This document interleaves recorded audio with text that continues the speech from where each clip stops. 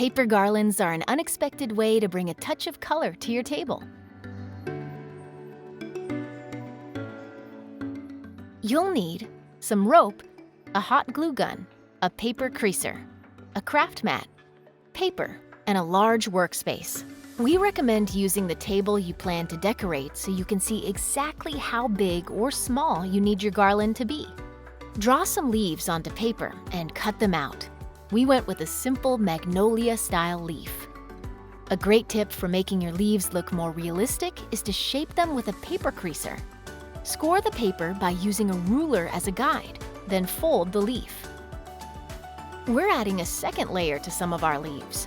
This metallic dot pattern will really make the garland pop. When you have all of your leaves, lay the rope on the table in the shape you'd like the garland to make. Then cut off any excess length. And then it's as easy as gluing on the leaves. We're working from the outside in so that our leaves go in opposite directions at each end. And we're creating an ombre color effect. Once you have your base down, look for any gaps. You'll want to fill them in to create a nice, full garland. Now that our garland is finished, we'll build around it to bring the whole look together. By incorporating lanterns and white pebbles, we're creating layers that draw the eye to the garland.